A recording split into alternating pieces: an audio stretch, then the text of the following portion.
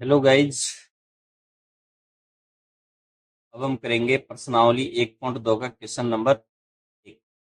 जो है, सिद्ध कीजिए कि अंडर रूट 5 एक अपरिमेय संख्या है। में सिद्ध करना है कि अंडर रूट 5 एक अपरिमेय संख्या है। करते हैं इसे हल।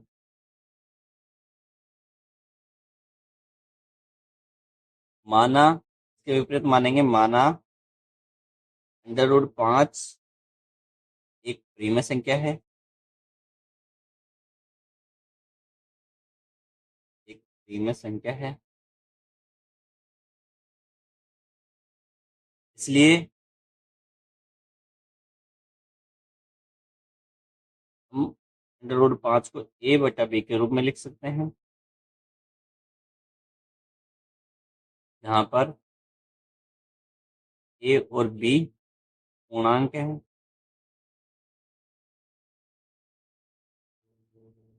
और b जीरो नहीं है। ए और बी अभाज्य हैं। अभाज्य हैं।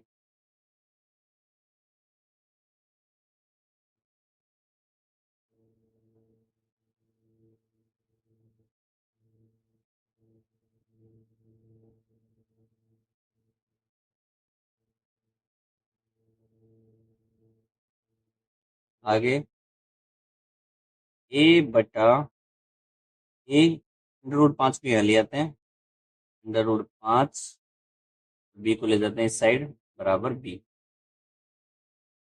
दोनों पक्षों का वर्ग करने पर, दोनों पक्षों का वर्ग करने पर, दोनों पक्षों का वर्ग करेंगे तो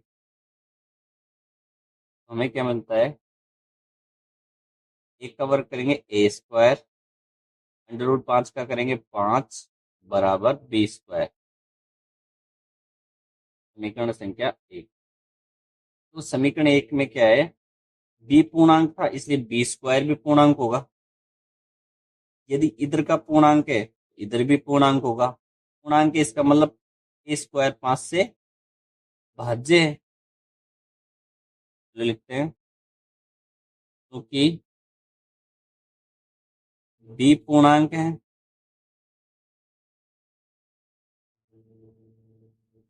बी पूर्णांक है, इसलिए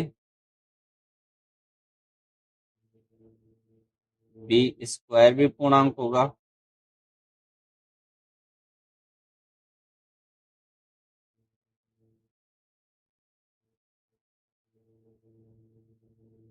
बी स्क्वायर पूर्णांक है, ए स्क्वायर बटा 5 भी पूर्णांक होगा। इसका मतलब अतः ए स्क्वायर 5 से भाज्य है।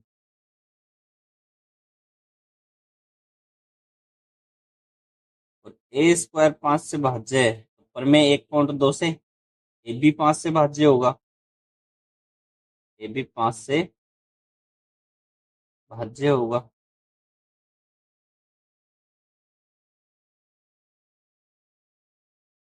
इसका मतलब ए,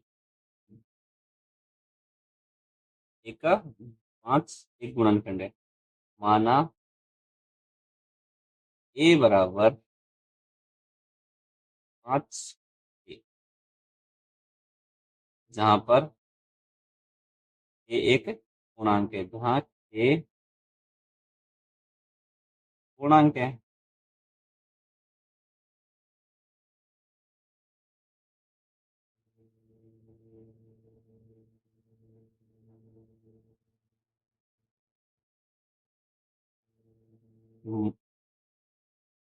ए का मान, ए का मान समीकरण एक में रखने पर, समीकरण एक में रखते हैं। ए का मान समीकरण एक में रखेंगे तो एक की जगह रख देंगे 5 के। 5 ए इसका स्क्वायर बटा में 5 बराबर में बी स्क्वायर। तो 5 का स्क्वायर 25,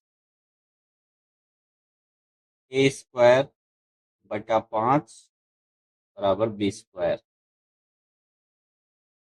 5 से 25 कटेगा 5 बार। यहाँ से क्या निकल के आया? 5 का दे देंगे इधर बी स्क्वायर में भाग। ए स्क्वायर बराबर बी स्क्वायर बटा 5। यहाँ से देखो अब ये पूर्णांक था, क्योंकि ये पूर्णांक है,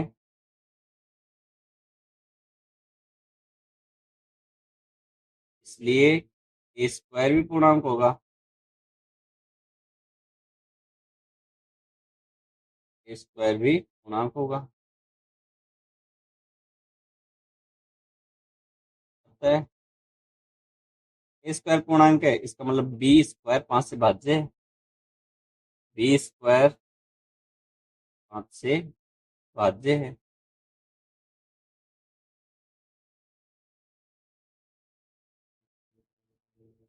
बी स्क्वायर 5 से भाज्य है, तो पर मैं 1.2 से बी भी 5 से भाज्य होगा। बी भी 5 से भाज्य होगा।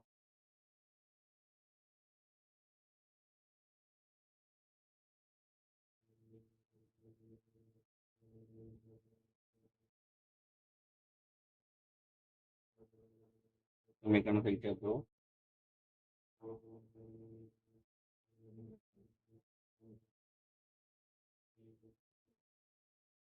समीकरण संख्या 3, माना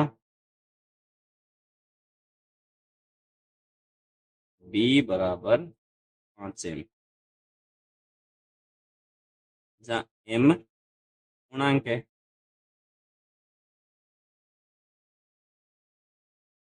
समीकरण संख्या 4। समीकरण 2 व 4 से ये चीज स्पष्ट है, भाई एक में, एक के गुणनखंड में भी 5 शामिल है, बी में भी 5 है। हम लिखेंगे समीकरण 2 व 4 से स्पष्ट है कि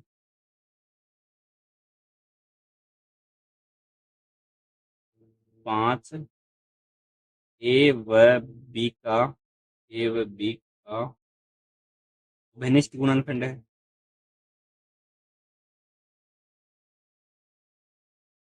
घनिष्ठ गुणनखंड है।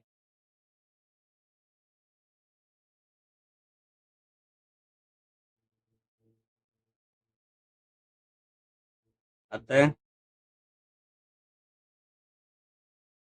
ए व बी अभाज्य नहीं है। अभाज्य नहीं है। देखो ए और बी अभाज्य था, लेकिन आगे निकल कर क्या है, ए और बी अभाज्य नहीं है। ए और बी अभाज्य क्यों है? क्योंकि अपन ने √5 को प्रीम संख्या माना है, जबकि √5 क्या है, सहभाज्य नहीं है। इसका मतलब √5 अपरिमेय संख्या है, अतः सहभाज्य नहीं। ये विरोधाभास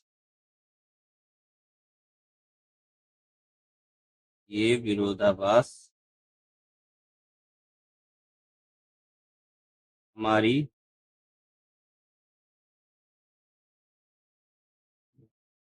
गलत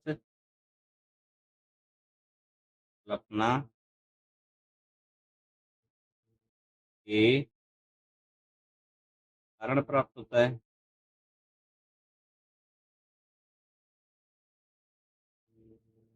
क्या गलत कल्पना की है हमने?